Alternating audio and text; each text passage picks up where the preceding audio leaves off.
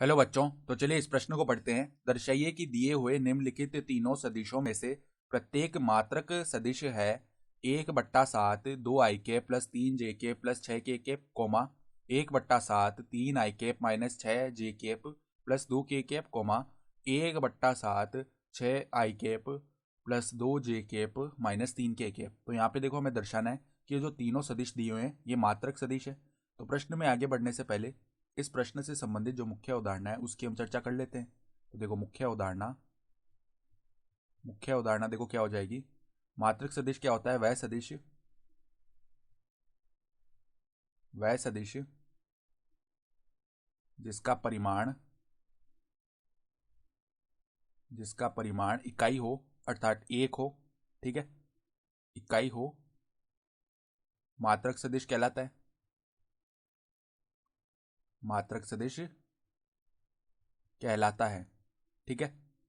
और देखो अगर हमारे पास में इस प्रकार का एक सदिश है, ए सदिश बराबर में एक्स आई कैप प्लस में वाई जे कैप प्लस में जेड के कैप, तो इसका जो परिमाण है जिसको हम दर्शाते हैं मापांक ए सदिश, ये किसके बराबर आता है? इसका परिमाण निकालने के लिए हम क्या करते हैं, इस सदिश में जो आई कैप जे कैप और के कैप के गुणांक है उनका हम वर्ग करके जोड़ देते हैं वर्गमूल के अंदर। तो एक्स स्क्वायर प्लस में वाई स्क्वायर प्लस में जेड स्क्वायर।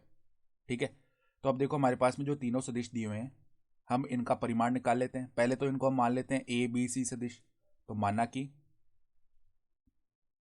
कि जो देखो पहले सदिश दिया हुआ है ए सदिश बराबर में 1/7 2i प्लस में 3j प्लस में 6k।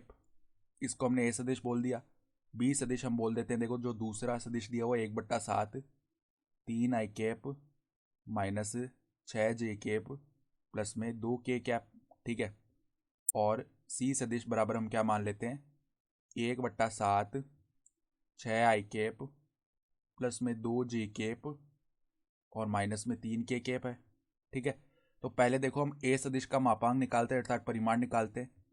तो वो किसके बराबर आएगा? वर्गमूल। यहाँ पे देखो 1/7 को अंदर गुणा कर देंगे तो पहले 2i/7 बन जाएगा, फिर 3j/7 और 6k/7 बनेगा। तो हम क्या करते हैं, i/j/k के गुणांकों का वर्ग करके जोड़ते हैं। तो यहाँ पे 2/7 का वर्ग किया तो 4/49 बनेगा। प्लस में देखो 3/7 का वर्ग करेंगे तो 9/49 बनेगा। प्लस में 6/7 का वर्ग करेंगे तो 36/49 बनेगा। ठीक है। तो जो 1/49 है वो तो जब वर्गमूल के बाहर आएगा तो 1/7 आ जाएगा। ठीक है। और वर्गमूल के अंदर क्या बन गया हमारे पास में, 4 प्लस में 9 प्लस में 36 जो कि क्या होता है, 49 होता है। ठीक है। तो यहाँ पे देखो 1/7 और वर्गमूल 49 का मान कितना होता है, 7 होता है। तो 7 आ गया। ठीक है। तो ये किसके बराबर आ गया, एक इकाई। तो जो मापांक ए है वो आ गया 1 इकाई। इसी प्रकार अगर हम मापांक बी निकालें, अर्थात बी सदिश का परिमाण निकालें, तो वो क्या आएगा, देखो वर्गमूल के अंदर यहाँ भी 1/7 को अंदर गुणा कर लेंगे। तो पहले 3/7 का वर्ग किया तो आ जाएगा 9/49। प्लस में देखो माइनस 6/7 का वर्ग करेंगे तो 36/49। प्लस में देखो 2/7 का वर्ग करेंगे तो 4/49। ठीक है, ये बन जाएंगे। तो देखो 9 प्लस में 36 प्लस में 4 करेंगे तो ये कितना आ जाएगा हमारे पास में, वापस 1/7 तो बाहर चला गया और वर्गमूल के अंदर 49 बन जाएगा। तो यहाँ पे 1/7 गुणा 7 बचेगा, तो ये भी कितना आ गया, 1 इकाई आ गया। ठीक है। इसी प्रकार जो सी सदिश है उसका हम परिमाण निकाल लेते हैं। तो सी सदिश का परिमाण निकाला तो वर्गमूल के अंदर क्या आएगा, देखो यहाँ पे 1/7 को अंदर गुणा कर लेंगे तो 6/7 का वर्ग 36/49। तो देखो 36/49 प्लस में बन जाएगा 2/7 का वर्ग 4/49। प्लस में क्या आ जाएगा, प्लस में देखो माइनस 3/7 का वर्ग करेंगे तो 9/49 आ जाएगा। तो प्लस में 9/49।